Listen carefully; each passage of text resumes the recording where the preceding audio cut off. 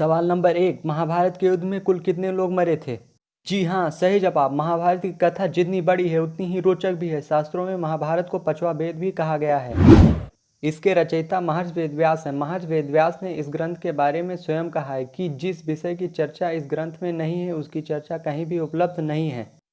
इस ग्रंथ में कुल 1,00,000 श्लोक हैं, इसीलिए इसे सतसहस्त्री संहिता भी कहते हैं। आज हम आपको इस ग्रंथ की कुछ रोचक बातें बता रहे हैं, जो कुछ इस प्रकार है। महाभारत के युद्ध में कितने योद्धा मारे गए थे? इस प्रश्न का जवाब इसी ग्रंथ में उपलब्ध है। महाभारत के स्त्री पर्व के एक प्रसंग में धृतराष्ट्र युधिष्ठिर से युद्ध में मारे गए योद्धाओं की संख्या पूछते हैं। तब युधिष्ठिर कहते हैं कि इस युद्ध में 1,66,20,000 वीर मारे गए हैं। इनके अलावा 24,165 वीरों का पता नहीं है। युधिष्ठिर बताते हैं कि जो भी क्षत्रिय धर्म निभाते हुए मारे गए हैं वह ब्रह्मलोक में गए हैं, जो युद्ध से भागते हुए मारे गए हैं वह यक्षलोक में गए हैं, जो पूरी ईमानदारी से लड़ते हुए मारे गए हैं वे अन्य पूर्ण लोकों में गए हैं। जब धृतराष्ट्र ने युधिष्ठिर से पूछा कि तुम्हारे पास ऐसी कौन सी शक्ति है जिससे तुम यह सब बातें जानते हो, तो युधिष्ठिर ने बताया कि वनवास के दौरान देवर्षि लोमस ने मुझे जो दिव्य दृष्टि दी थी उसी की सहायता से यह गुप्त बातें मुझे पता चली है। सवाल नंबर 2, क्या चीन युद्ध में अमेरिका को हरा सकता है? जी हाँ, सही जवाब।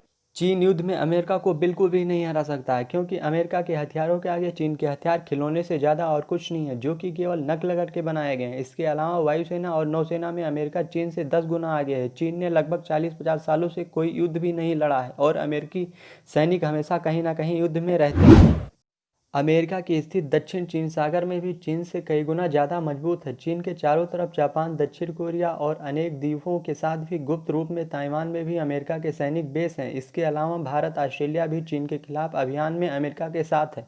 और भारत के वियतनाम, मालदीव और इंडोनेशिया जैसे देशों में मजबूत बेस हैं, जो परमाणु हथियार ले जाने में सक्षम मिसाइलों के साथ साथ ब्रह्मोस जैसी दुनिया की सबसे तेज सुपरसोनिक क्रूज मिसाइलों से लैस हैं। और भारतीय नौसेना, जो कि हिंद प्रशांत क्षेत्र में सबसे शक्तिशाली मानी जाती है, वो भी है।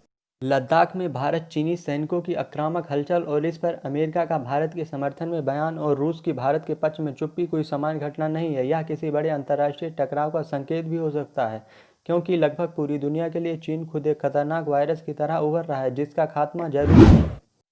सवाल नंबर 3, क्या हनुमान जी आज भी जीवित हैं? जी हाँ, सही जवाब।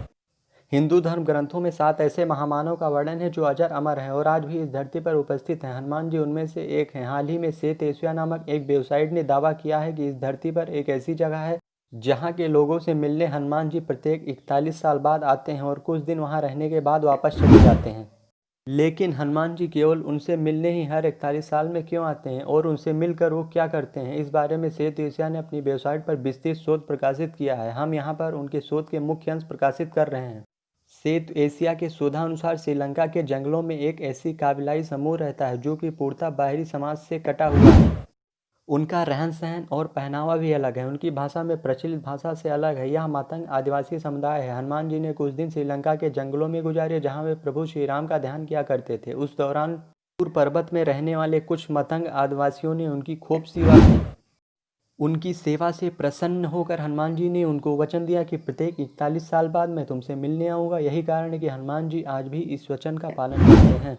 सवाल नंबर 4, सांडे का तेल कैसे बनता है? जी हाँ, सही जवाब। सांडे का तेल यूरेमेस्टिक हार्डबीकी नामक एक छिपकली जैसे सरीसृप से निकाला जाता है। इस जीव को देसी भाषा में सांडा कहा जाता है। यह जीव बेहद सीधा होता है, जो राजस्थान के शुष्क माहौल वाले क्षेत्रों में पाया जाता है। तेल इसकी पूंछ के पास एक छोटी सी थैली में होता है। इस थैली की चर्बी को कम कर 2-3 बूंद तेल निकल ही आता है और इतनी सी बात के लिए बेचारे इस जानवर को जान गंवानी पड़ती है। लेकिन जो चीज़ सबसे दुखद है वो ये है कि सांडा विलुप्त प्राय प्रजाति घोषित कर दिया गया है, जो जल्द ही विलुप्त होने वाला है और इसका शिकार करना अब दंडनीय अपराध हो सकता है। सवाल नंबर 5, क्या सांप बदला लेता है? जी हाँ, सही जवाब। दोस्तों, हमारे समाज में सांपों को लेकर कई तरह के अंधविश्वास और भ्रम फैले हुए हैं। आज हम इस लेख में सांपों से जुड़ी हुई मान्यताओं और अंधविश्वास को वैज्ञानिक दृष्टिकोण से परखेंगे। हमारे समाज में ऐसी मान्यता है कि यदि कोई मनुष्य किसी सांप को मार दे तो मरे हुए सांप की आंखों में मारने वाले की तस्वीर उतर आती है, जिसे पहचान कर सांप का साथी उसका पीछा करता है और उसको काट कर वह अपने साथी की हत्या का बदला लेता है।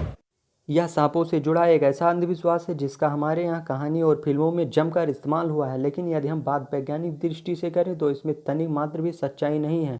सांप अल्प बुद्धि वाले जीव होते हैं। इनका मस्तिष्क इतना विकसित नहीं होता है कि ये किसी घटनाक्रम को याद रख सकें और बदला लें। जीव विज्ञान के अनुसार जब कोई सांप मरता है तो अपने गुदाद्वार से एक खास तरह की गंध छोड़ता है जो उस प्रजाति के अन्य सांपों को आकर्षित करती है। इस गंध को सूंघकर अन्य सांप मरे हुए सांप के पास आते हैं, जिन्हें देखकर यह समझ लिया जाता है कि अन्य सांप अपने मरे हुए सांप की हत्या का बदला लेने आए हैं। Thanks for watching. जय हिंद दोस्तों।